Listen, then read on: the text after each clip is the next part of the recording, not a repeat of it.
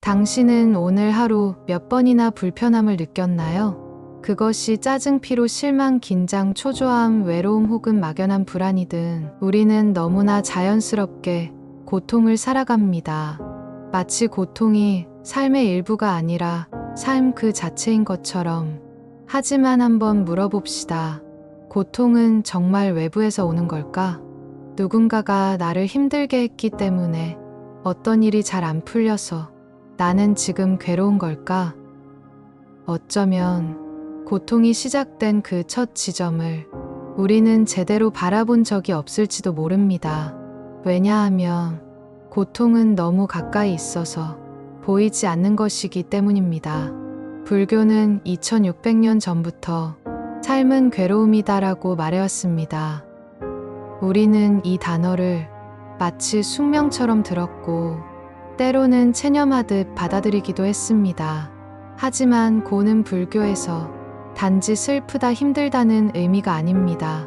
불교에서 말하는 고통이란 원하는 대로 되지 않는 것에서 비롯됩니다. 몸은 늙고 마음은 흔들리며 사랑은 영원하지 않고 가진 것은 언젠가 사라집니다. 이 모든 어긋남이 우리를 괴롭게 만드는 겁니다. 하지만 흥미로운 건 이 고통은 세상이 만든 게 아니라는 점입니다. 부처님은 말했습니다. 고통은 외부에 있는 것이 아니라 그것을 받아들이는 마음의 방식에 있다. 무언가를 잃는 것은 사실입니다. 그러나 그것이 고통이 되는지는 마음이 결정합니다. 즉, 고통은 상황이 아니라 해석이다. 현대 뇌과학도 이 점에서 놀라울 정도로 불교와 닮아 있습니다. 우리는 상황 때문에 고통을 느낀다고 생각하지만 사실 뇌는 기대와 현실의 차이를 에러 신호로 인식합니다. 예상했던 결과가 오지 않았을 때, 내가 기대한 사람이 나를 실망시켰을 때, 원하던 방식대로 일이 풀리지 않았을 때, 뇌는 그것을 이협으로 받아들이고 생리적으로 스트레스 반응을 일으킵니다. 즉, 고통은 현실이 아니라 예측이 틀렸다는 신호인 셈입니다. 그래서 우리는 어떤 때는 같은 사건에도 덜 괴로워하고 어떤 때는 사소한 일에도 깊은 상처를 입습니다. 왜일까요? 그건 상황 자체 때문이 아니라 그 상황을 받아들이는 기대치, 해석, 집착의 구조가 다르기 때문입니다. 불교는 이 작용을 집착이라고 부릅니다. 그리고 말합니다. 고통은 집착에서 비롯된다. 이제 우리는 이렇게 다시 물어볼 수 있습니다. 내가 지금 느끼는 이 불편함, 정말 누군가 때문일까? 아니면 내가 기대했던 방식과 세상이 어긋났기 때문일까? 그 질문 앞에 정직해질 수 있을 때 우리는 비로소 고통의 구조를 이해할 수 있습니다. 그리고 그 구조를 이해할 수 있을 때 비로소 우리는 그 고통과 같이 머물 수 있게 됩니다. 사람들은 흔히 말합니다. 내가 너무 집착해서 망쳤어. 그 사람을 너무 원했어. 이제는 놓아야 한다는 걸 알아. 하지만 집착이란 단어가 정말 무엇을 뜻하는지 깊이 생각해 본 적이 있을까요? 단순히 욕심과는 다릅니다. 집착은 우리가 지금 이대로의 현실을 받아들이지 못하는 마음의 반응입니다. 부처님은 사성제에서 말합니다. 삶은 고다. 그 고통은 집착에서 생긴다. 집착이 사라지면 고통도 사라진다. 그 사라지는 길은 실천에 있다. 여기서 두 번째 집은 고통의 근본 원인을 말합니다. 단지 외부 조건이 아니라 우리 내면의 끈끈한 갈망, 이건 이래야 해라는 고정된 믿음. 예를 들어 봅시다. 누군가가 나를 좋아해 주길 바라고 그 사람이 나를 외면했을 때 우리는 고통을 느낍니다. 그때 고통은 정말 그 사람 때문일까요? 아니면 그 사람은 반드시 나를 좋아해야 한다는 마음속의 집착 때문일까요? 그 사람이 가진 자유 감정 의도는 내 것이 아닙니다. 하지만 우리는 그 모든 걸 내 마음처럼 조정하고 싶어 합니다. 그 순간부터 고통은 시작됩니다. 이것이 바로 불교에서 말하는 가래입니다.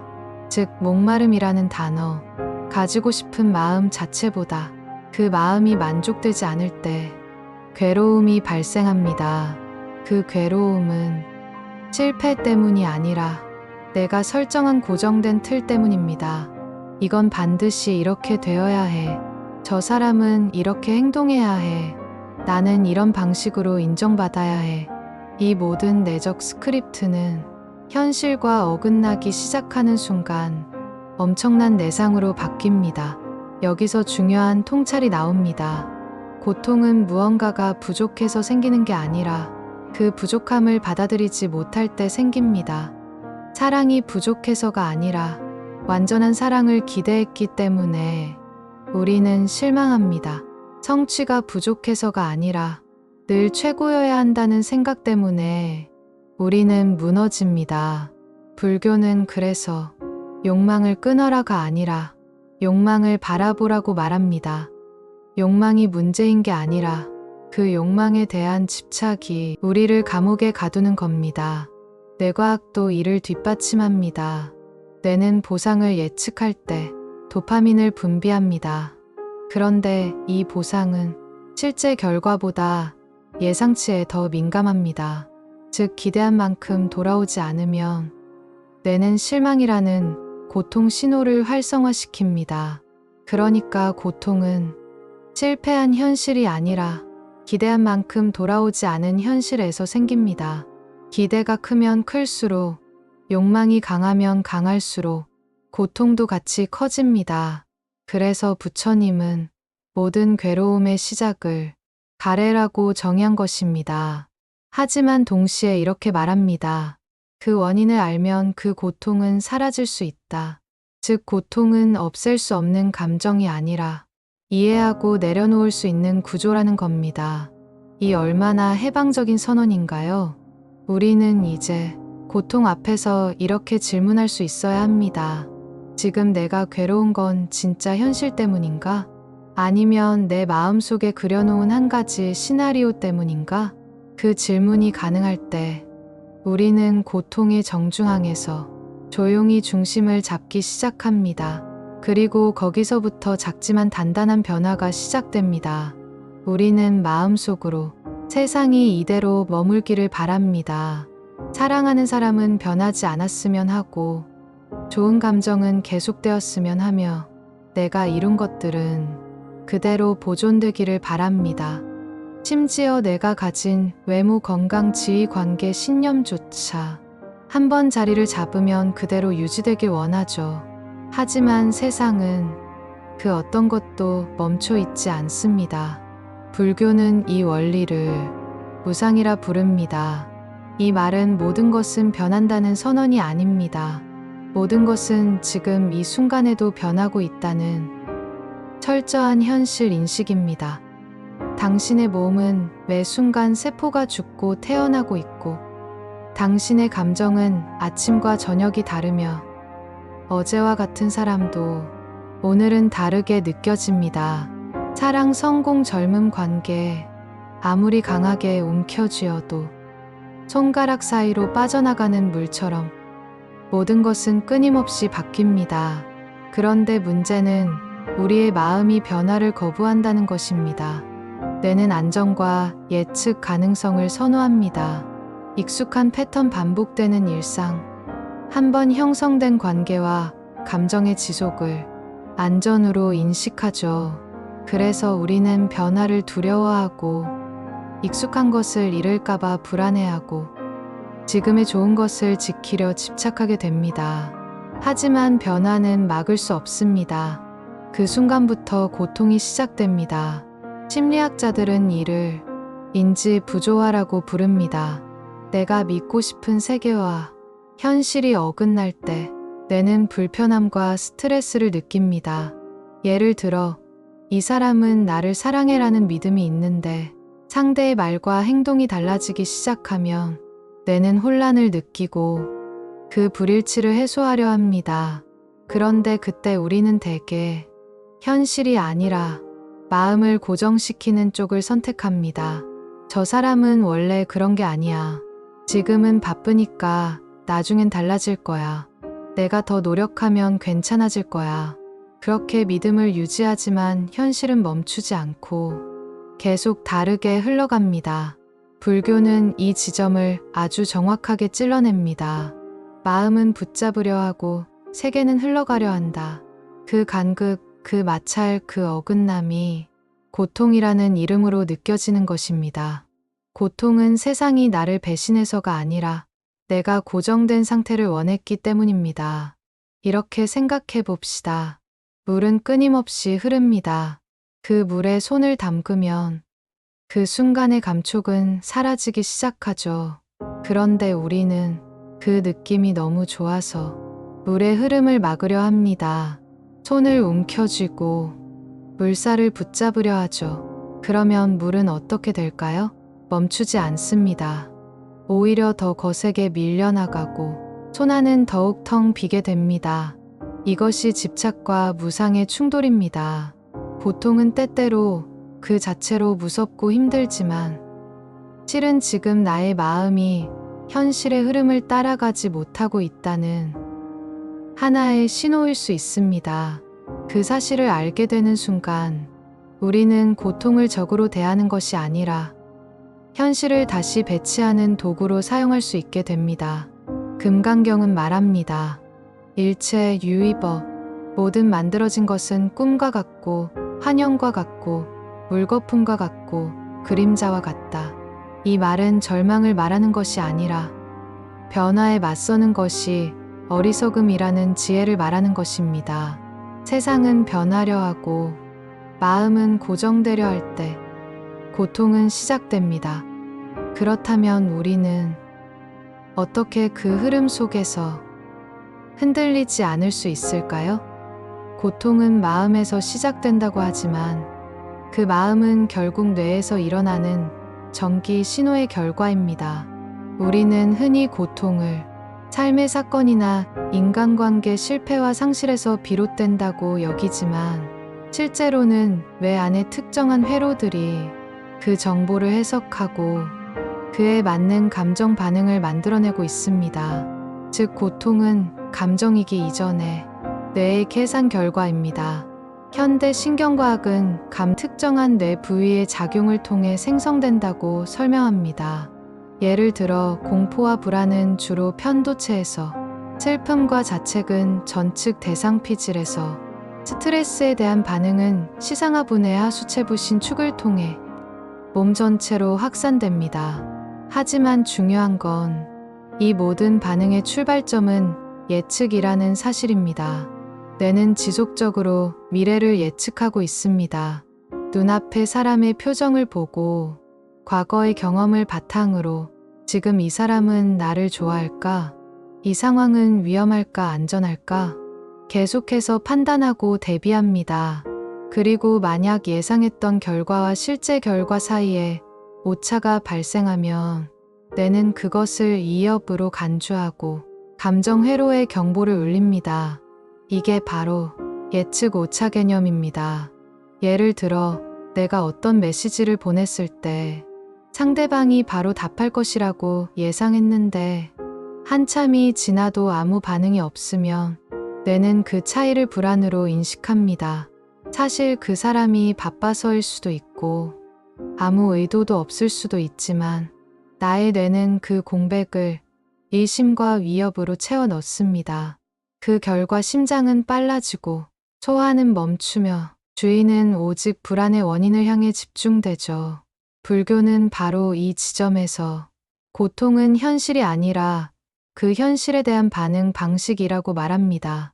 당신의 반응은 당신의 경험에서 비롯되며 그 경험은 당신이 살아온 내면의 이야기이자 마음의 습관입니다. 마음이 모든 것을 이끈다. 마음이 앞서고 마음이 주도한다. 여기에 또 하나 중요한 메커니즘이 있습니다. 바로 도파민 시스템입니다. 우리는 도파민을 흔히 쾌락의 호르몬이라 알고 있지만 사실 도파민은 예상된 보상에 대한 반응입니다. 즉 무언가를 얻었을 때보다 얻을 것이라 기대했는데 실패했을 때 도파민 시스템은 더 큰 반응을 보입니다. 기대가 클수록 그 기대가 꺾일 때 느끼는 고통은 커집니다. 이 모든 걸 종합하면 이런 결론에 도달합니다. 고통은 현실 때문이 아니다. 고통은 내가 품은 기대의 붕괴 때문이다. 그리고 그 기대는 대개 무의식적으로 형성된 것이며 지금 이 순간 뇌는 그 무의식을 기반으로 당신에게 위험 경보를 보내고 있는 것입니다. 이 경보는 생존을 위한 신호이지만 삶을 해석하는 렌즈가 되면 우리는 쉽게 상처받고 쉽게 스스로를 고립시킵니다. 불교의 수행은 이 자동 반응에서 벗어나는 연습입니다. 있는 그대로 보기, 느끼되 반응하지 않기, 욕망을 관찰하고 흘려보내기. 그것은 뇌의 반응을 억제하는 게 아니라 뇌의 구조를 다시 훈련하는 과정입니다. 심지어 뇌과학자들도 명상이 전전두엽 피질을 강화하고 편도체 반응을 줄이며 감정의 자동 반응성을 낮춘다고 말하죠. 우리가 오늘 느끼는 고통, 그 대부분은 사실상 뇌의 자동 반응입니다. 그걸 알고 나면 고통은 더 이상 막연한 괴로움이 아니라 이해 가능한 구조가 됩니다. 그리고 그것이 다음 단계로 나아갈 수 있는 통로가 되죠. 행복이란 뭘까요? 우리는 흔히 이렇게 말하곤 합니다. 원하는 걸 얻으면 행복하다. 더 많이 가지고 더 많이 누리면 행복할 것이다. 하지만 진짜 그런가요? 무언가를 간절히 원해서 겨우 손에 넣었는데 이상하리만치 빨리 식어버린 경험 분명 있을 겁니다. 기대했던 만큼 만족스럽지 않았던 기억도 아마 많을 겁니다. 이건 단지 감정의 변덕이 아닙니다. 우리 뇌가 그렇게 설계되어 있기 때문입니다. 도파민 시스템, 우리의 보상회로는 얻은 것보다 얻을 것에 더 민감하게 반응합니다. 즉 기대와 추구의 단계에서 도파민이 가장 활발하게 분비되고 실제 보상을 받는 순간에는 그 자극이 급격히 떨어지기 시작합니다. 행복은 쾌락의 순간이 아니라 그 쾌락이 올 것이라는 예측에서 더 강하게 발생합니다. 이건 마치 산을 오를 때는 가슴이 뛰고 설레지만 정상에 도착하면 의외로 허무함이 밀려오는 것과 같습니다. 우리가 집착하는 것은 결과가 아니라 예측된 보상의 환상입니다. 그리고 그 환상이 무너지거나 기대했던 만큼 강하지 않으면 뇌는 실패, 부족함, 에러라는 신호를 생성하고 그것이 곧 고통으로 번집니다. 불교는 이 지점을 정확히 짚고 있었습니다. 탐욕은 만족이 없다. 원하는 것을 모두 얻으면 만족할 것이라는 생각이 오히려 고통의 씨앗이 된다. 왜냐하면 원하는 것을 얻는 순간 새로운 욕망이 생기고 그 욕망은 또다시 충족되지 않는 불안을 낳습니다. 그래서 부처님은 단호하게 말합니다. 욕망을 좇는 자는 결코 만족할 수 없다. 만족은 욕망이 사라질 때 찾아온다. 현대 심리학자들은 이를 헤도닉 트레드밀이라 부릅니다. 쾌락을 좇는 사람은 계속해서 더 강한 자극을 필요로 하며 기준점이 계속 올라가기 때문에 영원히 행복한 상태에 머물 수 없습니다. 예측, 기대, 추구, 실현, 실망. 이 사이클은 조금씩 고통을 축적해 나가며 마음의 에너지와 신경 시스템을 소모시킵니다. 그렇다면 우리는 어떻게 해야 할까요? 도파민 자체는 나쁜 것이 아닙니다. 문제는 그 도파민이 유도하는 더 높이, 더 많이, 더 빨리라는 욕망의 구조에 의식 없이 휘둘리는 것입니다. 불교는 그래서 욕망을 끊으라는 것이 아니라 그 작동 방식을 직시하라고 말합니다. 명상 수행자들은 말합니다. 진정한 만족은 무언가를 얻었을 때 오는 것이 아니라 지금 이대로의 순간에 머무를 수 있을 때 찾아온다고.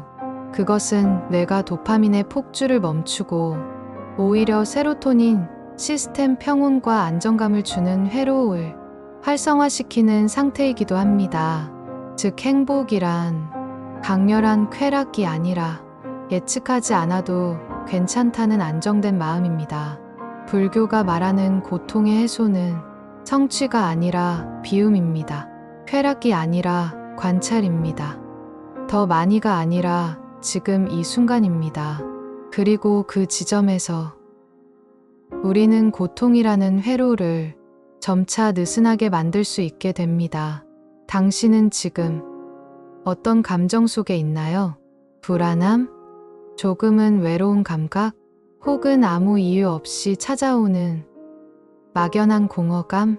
그 감정이 아무리 또렷하게 느껴지더라도 한 가지 확실한 사실이 있습니다. 그 감정은 머물지 않습니다. 불교는 아주 오래 전부터 세상을 관통하는 하나의 진리를 말해왔습니다. 무상. 모든 것은 변합니다. 모든 것은 흐릅니다. 모든 것은 지나갑니다. 그것은 단순한 위로가 아닙니다. 존재의 본질에 대한 가장 정직한 이해입니다. 당신의 생각도 감정도 기억도 상처도 모두 시간의 흐름 속에서 형태를 바꾸고 색을 달리합니다. 어제 너무 아프던 일이 오늘은 조금 덜 아프고 며칠 뒤에는 그저 떠오르는 하나의 이미지로만 남기도 하죠. 하지만 우리는 그 변화를 받아들이기보다는 머무르게 하려 합니다. 이 사랑만은 변하지 않았으면, 이 기쁨이 영원했으면, 이 사람이 계속 내 곁에 있었으면, 그러다 그 모든 것이 변하기 시작하면 우리는 괴로움을 느낍니다. 고통은 변화 자체 때문이 아닙니다. 변화를 거부하려는 마음 때문에 생깁니다. 무상을 받아들인다는 것은 단지 철학적 사유가 아니라 삶의 정서적 민감도를 재조율하는 일입니다. 불교에서 말하는 해탈이란 감정 없는 무감각 상태가 아닙니다. 그건 비움의 상태입니다. 비운다는 것은 포기가 아닙니다. 그건 포기보다 훨씬 더 강한 용기입니다. 나는 이 감정을 억지로 지우지 않는다. 다만 그것이 흐르게 두겠다. 나는 이 관계를 강제로 붙잡지 않는다. 다만 그것이 머물다 떠나도 괜찮게 받아들이겠다. 나는 이 기대를 움켜쥐지 않는다. 다만 내가 만든 허상을 바라볼 수 있겠다. 그것이 비움입니다. 그리고 그 비움 속에서 우리는 자유로워집니다. 금강경은 말합니다. 응무소주 이생기심, 어디에도 머무르지 않는 마음으로 진실한 마음을 일으키라. 마음이 머물지 않을 때 우리는 집착하지 않게 되고, 고통이 머무르지 않을 때 우리는 그 고통에 붙잡히지 않게 됩니다. 비우는 순간 고통은 힘을 잃습니다. 심리학적으로도 자신의 감정에 붙잡히지 않는 상태는 가장 회복 탄력성이 높은 정신 상태입니다. 마음 챙김 훈련은 지금 떠오르는 감정을 없애려 하지 않고 그저 있는 그대로 인식하며 스스로 흘러가게 두는 연습입니다. 그럴 때 감정은 의외로 조용히 작아지고 자리를 바꾸고 마침내 그 자리를 고요함으로 채우기도 합니다. 우리는 매 순간 채우는 데 익숙합니다. 더 많은 정보, 더 강한 자극, 더 완벽한 해답. 하지만 가끔은 비워야 보입니다. 불안 너머의 평온, 슬픔 너머의 이해, 고통 너머의 자유. 고통은 사라지지 않아도 괜찮습니다. 그 고통이 나를 가두지 않게 되면 그건 더 이상 감옥이 아니라 함께 걸어갈 수 있는 그림자가 됩니다. 그게 바로 무상과 비움의 힘입니다. 이제 우리는 처음의 질문으로 되돌아가 봅니다. 고통은 어디에서 오는가? 이제는 이렇게 말할 수 있겠지요. 고통은 멀리 있지 않다. 그것은 내 안에서 시작되고 내 안에서 만들어지며 내 안에서 작아질 수도 있는 것이다. 고통은 세상이 만든 게 아니라 내가 그 세상을 받아들이는 방식에서 시작됩니다. 그리고 그 방식은 바꿀 수 있습니다. 당신은 더 이상 고통에 휘둘릴 필요가 없습니다. 그 고통을 이해할 수 있다면 그 고통은 더 이상 당신을 무너뜨릴 수 없습니다. 왜냐하면 이제 당신은 알기 때문입니다.